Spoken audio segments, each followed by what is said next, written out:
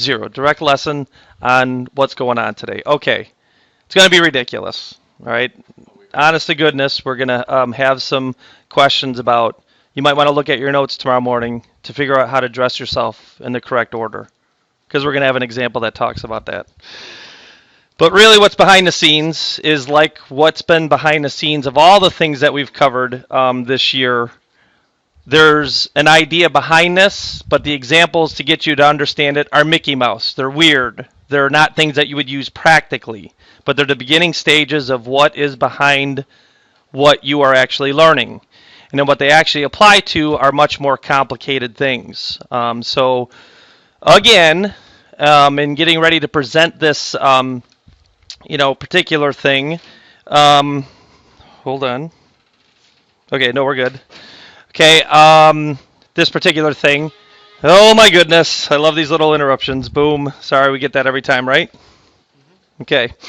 It's scheduling and actually reading the chapter. Like I say, I get on you. If you just did a little 2-minute read of like the first opening, what's behind all of this, you'd find an interesting little thing.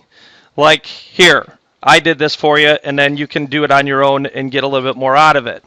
But what they talk about is this bridge gets destroyed by a truck. It's actually I-65, which is a very important, like as important as I-80. Like a lot of people are really, it's important to have I-65 running, or else gridlock would be everywhere. Well, this truck hits it, catches fire, and if you know anything about fire, it makes the steel girders melt, and then the bridge collapses. Well, this is a major thing, major construction. Shoot. The big explanation about this was they had to get this bridge done quick. They had to get it fixed, or else the whole area would be screwed up for too long of a time. So the main thing that got this done correctly was the planning of the tasks that had to be done.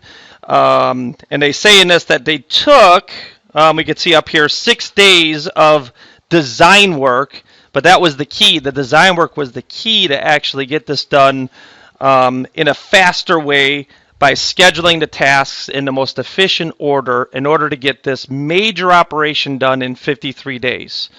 So in 53 days, the bridge was back up and the highway was running again.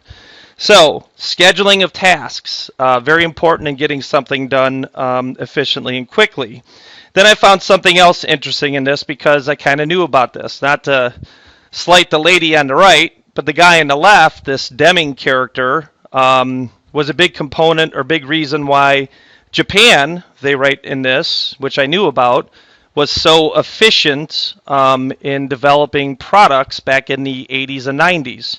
They used this guy went and talked to, some people in Japan, and through his lectures and his ideas, Japan became kind of a superpower for a while because of using his techniques of what we're talking about here, scheduling and being efficient, so on and so on and so forth. So the reason I share that with you, of course, our example is going to be redonkulous. They're going to be, how do we efficiently put our clothes on? Tomorrow, how do we efficiently cook lasagnas? If you care about cooking lasagna, it's not the point. The point is, it's an application of an idea. And then you can apply that to later things, and we're just in the Mickey Mouse stages of that situation or those ideas that we're talking about. So hopefully you understand that as we do go through these examples, blah, blah, blah, blah, blah. And again, I show you that these are interesting reads so that maybe you would go ahead and read those, because I think it does give you a better chance of at least understanding. Why? Where does this pertain to? And then you have a more concrete feel for what it all means, I guess. Of course, now we have to go back to the brass tacks of what are our terms for the beginning of this chapter. So, of course, we talk about tasks. Tasks are the little things that we have to get done in order to get an overall thing accomplished. So the smaller goals of a project, something that can be done by one person or machine, blah, blah, blah, blah, blah. You can do the reading. I like the word processor because I think about a computer, microprocessor. So the processor is a people or machines, like a computer, that performs these tasks. Now, of course, when we get into complicated things, of course, computers will be involved in, getting these tasks done efficiently, especially in the I-65 example. So the processors are probably people, but then those people use computers to help them in that idea of getting this done efficiently. Then, of course, completion time kind of explains itself, but you can read and you can write. And again, remember what this whole discrete math is all about. Each chapter has its own vocabs, so you got to make sure you get those in your brain for each chapter. Okay, so looking at the completion time, I find it interesting that some tasks cannot be completed faster if more people work on it. Okay, stupid example of cooking lasagna. If 2 people work on browning meat, is that meat going to brown any faster with 2 people working on it compared to 1? No. Okay, so that's kind of what that means, what's going on with that. But then, of course, some other tasks, like washing a car, if 2 people are washing a car, that would get done faster than 1. So there is a difference there, so we understand what's being stated there. What kind of scenario would that be? All right, now I yanked this right out of the book because the book, quite frankly, when you go to college, that's how you're going to have to learn probably most of the time. You got to do your reading yourself, all right? And this book is actually really good in explaining the processes that we need to know. So, definition that we have up here is highlighted, precedence relation. Well, that means things have to be put in order. And a very simple thing of how our graph's going to look is at the very beginning, right down here. I'm sure when you get up in the morning, you put your socks on first, then you put your shoes on, correct? You don't put your shoes on, then your socks, you look redonkulous. Okay, so there's a precedence relation that you'd put your socks on first, then you'd put your shoes on. This is the beginning of what your graphs are going to look like today with our silly little scenarios we're going to draw. Again, the basics. Just getting the idea of what a graph is going to look like. But our first term is a precedence relation. Something has to be done before something else can occur. And we are going to graph that in a line with an arrow. And I think that makes sense. It looks very similar to some of the other things that we've done back in the day. Of course, don't write it all, but again, it's all there for you if you wanted to get a better feel for what's going on. Okay, so term number 1, precedence relation. Writing the whole thing. Independence. Of course, some things have nothing to do with something else. Getting dressed in the morning, I could put my hat on and I could put my coat on either order. It doesn't matter. Okay, there'd be a precedence relation that I put my shirt on first, then my coat, right? I got to put my coat underneath my shirt. But hat and coat are separate relationships, so they're said to be independent. There is no precedence relation between the two. So this is where we're getting to directed graphs, kind of what I've intimated already about. Cooking lasagna, we're going to make a whole bunch of directed graphs. Who's connected with who has to be done before who, how many minutes does it take, so on and so on and so forth. This is all called a directed graph, which is shortened for laziness to be called a digraph. Directed graph, digraph, so we don't have to say as many words. And I do say it a lot about mathematicians. We like to shorten things because we're efficient. We like to just say things less and move on. All right, and then the vertex, actually we made a vertex out of, what do we have, socks and shoes. Putting socks on was a vertex. Putting shoes on was a vertex. Socks came before shoes. All right, the arrows that connected those two is called an arc. So the vertex is the task that you're accomplishing. The arc is what may or may not connect if they are, if there's a precedence relationship between those two things. So again, a directed graph, that's when we have these vertexes and arcs.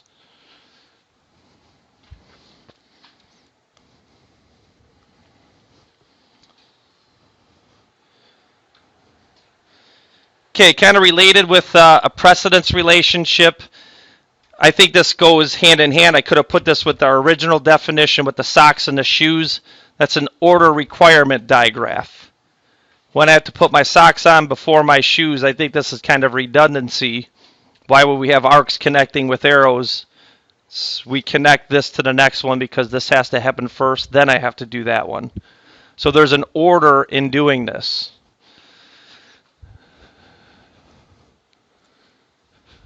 Okay, so an order requirement graph is what we're pretty much going to be doing.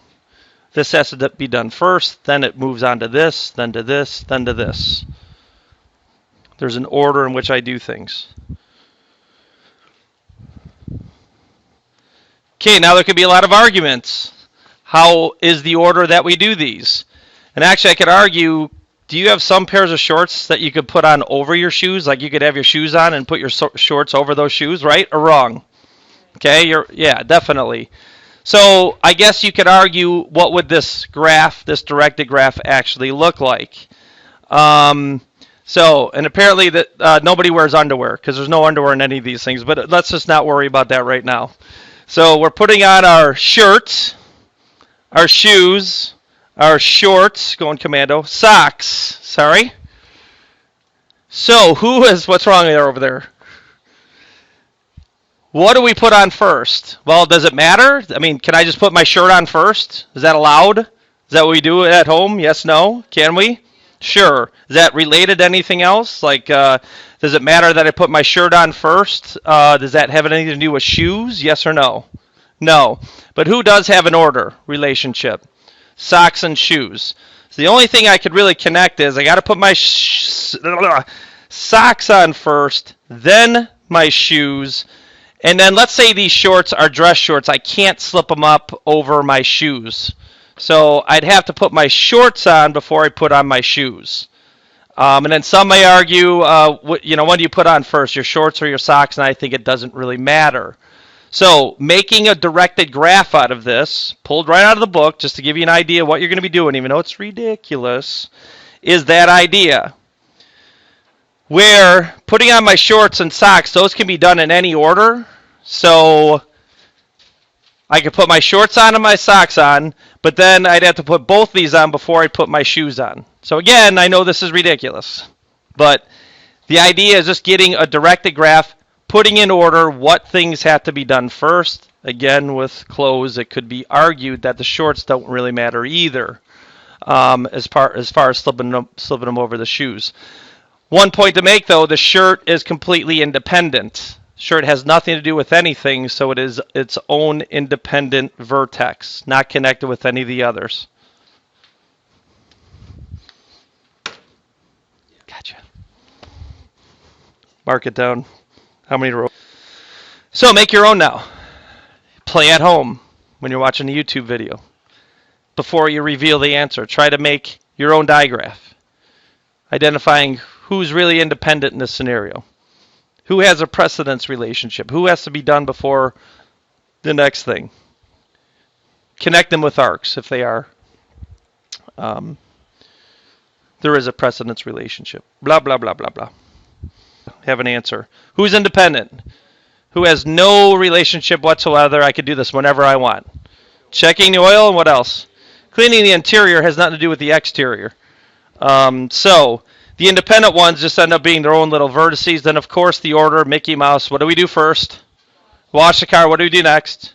Dry it. And then what do we do? Oh, we dry it before we wax it, I think, right? So that would be the real simple, basic digraph. Mickey Mouse stuff, not a big deal. Again, just identifying an idea of what happens here. We knew that, and I just wanted to make sure that was identified. Okay. This is the same thing as independent, but a vertex with no arcs is said to be isolated. And we already had this with the socks and the shoes thing. We could do our socks and shoes separately, but that ended up to, socks and shorts, but then that ended up to being putting on our shoes last. Or a simpler way of doing it, we're talking about lasagna tomorrow. It's going to be great. You cook pasta, then you make sauce, then you put that together to make lasagna. So those two are separate, but then they lead to making lasagna. So a vertex can have more than one arc pointing to it, because a few things could have to be done before we accomplish this single task. Actually, with lasagna, there's a lot more than just two tasks. There's quite a few things you got to do before you put it all together and then put it in the oven. And then this red thing is, that should be obvious. There can be at most one arc between two vertices. There's no like circular path between doing this then going back to doing to another one. This isn't like circuits back in chapter, what was that, chapter 3? I forgot our numbers. Hamiltonian circuits and all that other stuff. I don't know. I forget the chapter myself. It's been a long weekend. So, to end with something that we do in school, actually. So, do another digraph. And I just wanted to clarify T3, turn on the washer. That means begin the washing. So look at these T1 through T6 on YouTube. Stop the movie. Try to make your own digraph. Who has precedence over who? Anyone independent? How do you make this structured out? Very simple. Okay, the reason we sort to close. Anyone do their own washing here, by the way? Had a couple first hour. You do? That's awesome. You've been taught the right thing by your parents or guardians. Sort to close. You're not supposed to put whites with darks to ruin the whites, so you sort them on how you're going to actually wash these. So sorting the clothes should be done first. What else should be done first? Kind of at the same time, or at least, this we have to start. Open the washer. So do I have to sort clothes before I open the washer, or do I have to open the washer before I sort clothes? No, those have no precedence over each other, so those are different vertices.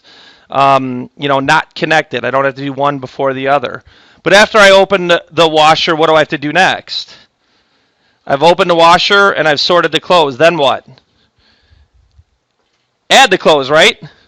Okay, or you could turn it on too, so that could happen at some point. So it does get a little wishy-washy which one I have to do first and how this would present itself in order. But at least I have my first things figured out. Okay, so here's what I got, and then we'll explain it, and then answers may vary a little bit, and you could probably argue it. But here's why I put T1 and T2 like first, but not connected. We do T2, which is open the washer, which I know is silly. And then I think when you're looking at this, do I add the soap first, or do I add the clothes? And some would argue that if you put the clothes in first, then you put the stuff on top, it gets all gunky on the clothes. That would be an argument. All right, and that's why this is kind of wishy-washy, where really you kind of do them both together. But some should argue that you put the soap in first, let it dissolve in the water, then you put the clothes. So your argument is valid. That'd be fine. If you wanted to put this in those terms, that I would put T4 first, then I'd put T5, or vice versa, or they kind of happen at the same time. So that's why they're like this, and that's why I have two lines coming from T2. So after I open the washer, I do have to add the soap and add the clothes. Then it goes to closing the lid and then starting it up. So this middle area is subjective a little bit. Depends on your feelings about how you do your clothes. A little too much. I bet you many of you just went right in the line. How many people went right in the line and put add soap and then add clothes? Or vice versa. We'd have to accept that. Again, going commando. Go ahead and do this one real quick. Putting on your socks, putting on your sweatshirt, putting on your snow pants, putting on a coat, putting on a hat, putting on snowboarding boots, then strapping on a snowboard so you can go snow skiing or snowboarding. Snow skiing would be something different.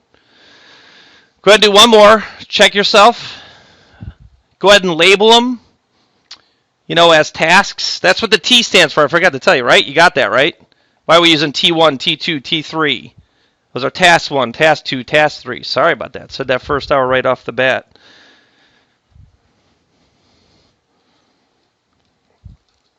Okay, I'll do it offline and then walk around and see what you guys got after I write what I write. How you would start this is who's independent? Who doesn't really have anything to do with anything else? Okay, oh, sorry, it's still frozen. Not online, but in class. So what I did is I put them as T1 through 7, right? 7 tasks, 7 things to do. So label them with the T's, and then we can go from there. So who's independent? Sorry? Putting on a hat. You know what it's helpful for me, too, is to cross off when I'm done with them. So T5 can be anywhere. Putting on a hat, and I labeled that as T5 if I went in order. Again, I kind of have to look at your work, or probably for purposes of a test, I would label them so I know what my answer should look like. Question. Okay, so we're putting on the hat. It's not that we did it first. It's independent. I could do it first. We just talked about that. I can just put my hat on and stare at myself. Okay, but it's not doesn't have a precedence relationship with anything else. Okay, is there anything else that's independent? I don't know, but is there separate things like should we have separate digraphs like kind of situated here? Go ahead. Socks from the sweatshirt. Okay, so those are kind of like different things. So what could I do with the sweatshirt? Is that first in its precedence relationship, right? I don't have any undershirt. Okay, so I'd put T, where's the sweatshirt? T2. What does T2 lead to? T4? I think so. All right. So then that's how you do it. This is all how you do it. It's just kind of, I know it's silly, but this is how it works. That's its own separate digraph because it's not related to, I could do this anytime I want, before I deal with the socks or after I deal with the socks. Okay, same thing with the hat. I can put that on anytime I want. So that's a individual vertex or an isolated one. Okay, then what's the order of the other stuff? What do I do first? Socks. Then what? You could argue, but I think with this, it would be snow pants for sure, which is T3. And then boots. Before you're going to, what did I put boots as? I lost a T6.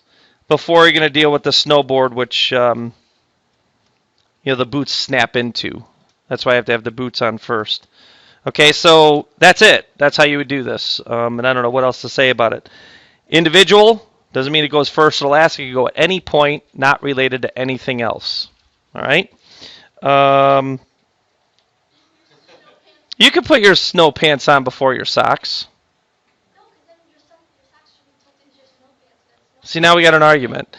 I think it really depends on the snow pants you have. But I would kind of agree that the snow pants could go before the socks. Isn't this great? This is math. By the way, this is math class. I don't know if you're aware of what class you're in right now. It's math. And then she comes in today of all the weirdest lessons. I was like, she's like, you want to come in today? I go, you just wait till you see what we're teaching. Okay, but I did show this. The reason I showed this, you have to do 15, and I caught first hour at the end and say, hey, just in case, you're confused about this. But this is how it works. We have something like this online for our math classes. Obviously you can't take math 2 before you take what? Math 1. Oh, those are great classes. All right, so make a graph out of this. Well, who goes first? Let's just do numbers. So you do 20. And then what does 20 lead to? What does 20 lead to? Can't take 60 before you take 20, right? So now you get 60, Chromebooking back there. And then what? So I can't take 65 before I take who? 60. It's very simple to start off, but then it gets a little bit more, I wouldn't say complicated. Can you take 95 before you take 65? No. And then can you take 97 before you take 95? No. So this is the mathematical progression of your math life. Can you take 111 before you take 97? No. Now what I'm going to do is this, though. Make this a little bit fancier. Now here's 111 because 111 has a lot of specialities. Okay, once you take 111, your world opens up. Now you got a whole bunch of freedom. Where's discrete math? All right, anyway. You could take trigonometry, calculus for social sciences, intro to stats, or math for sciences. So 111's got a whole bunch of sub possibilities. You could take 112, and you get a 241, right? Yeah, I'm jacking us all up, getting all messy. Let me go back a little bit. And you could draw it like this and be a lot neater than I am. 243 and 245. But then what's the only way you can take differential calc is if you take all of these and 111 and 112. Then you could take differential calculus. And this is how this graph would look as far as your possible progressions for taking into math classes supplied by whatever the heck school this is. So there's a graph with precedence aligned. Who do I have to take before I take somebody else? And then in our book, that no one reads, but for taking math classes at Lockport, there's something very similar to this for all your classes, for English, math, science, and so on and so forth. Who